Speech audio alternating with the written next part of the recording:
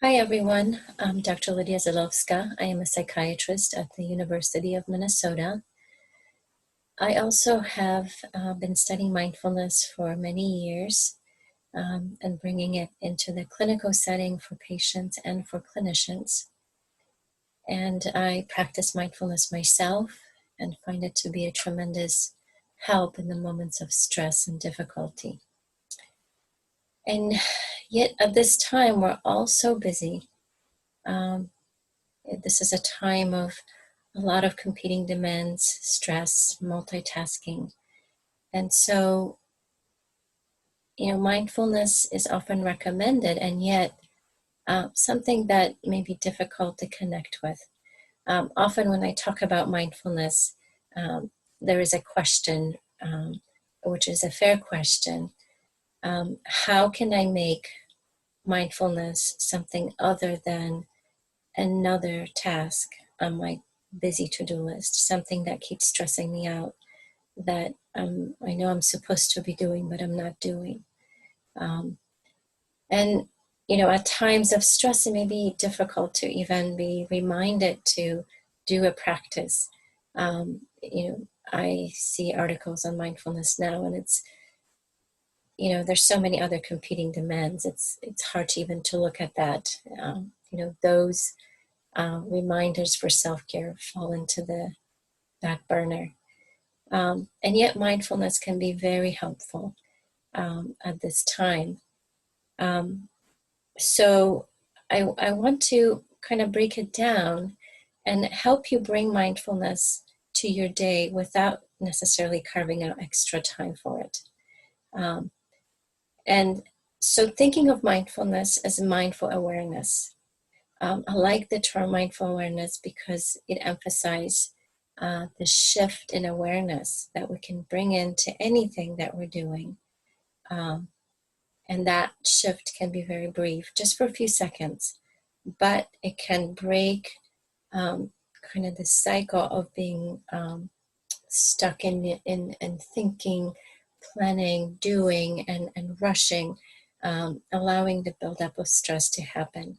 So a mindful awareness shift can be a practice of bringing down the stress level in our bodies and in our minds. So mindful awareness has basically two components, or two steps.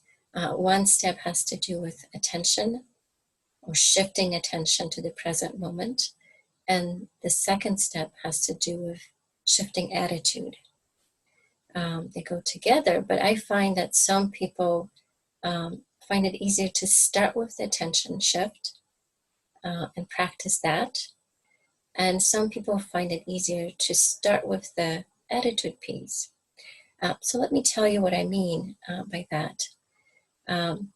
So starting with attention is to, when things are stressful or when you go about your day, however it is feeling, is to have these brief moments of noticing your attention or paying attention to attention and deciding to bring it to something in the present moment.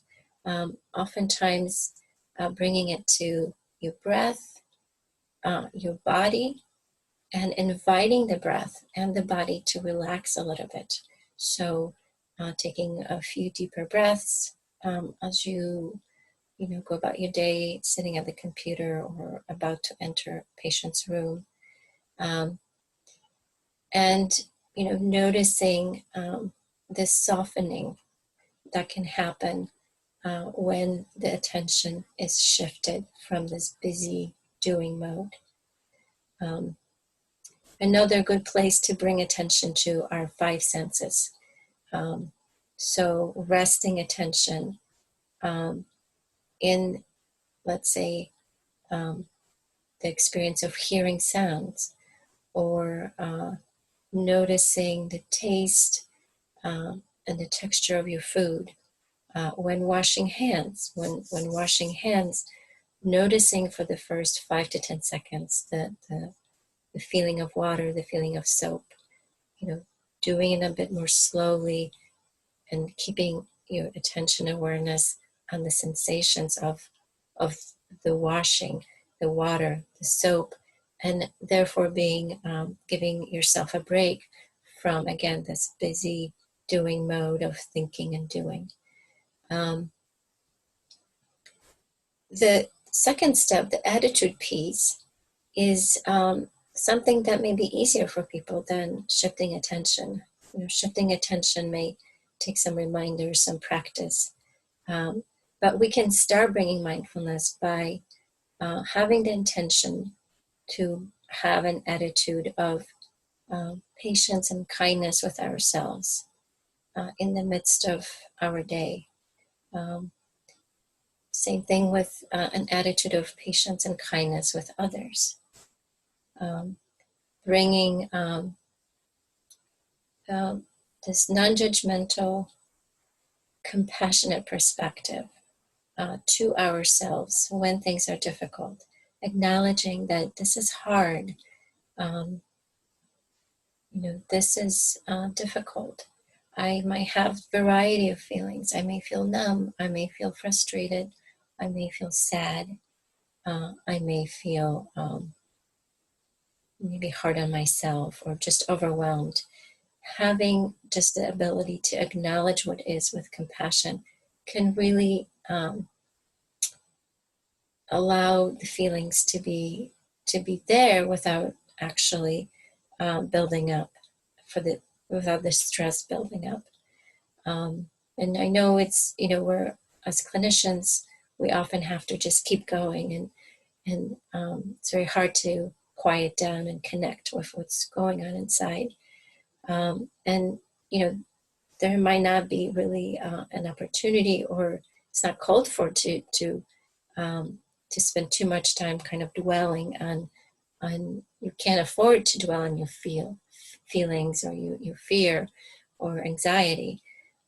But brief moments of acknowledgement with compassion can really help allow the feelings to be there and kind of be processed and not accumulate and create this kind of buildup of stress and then burnout.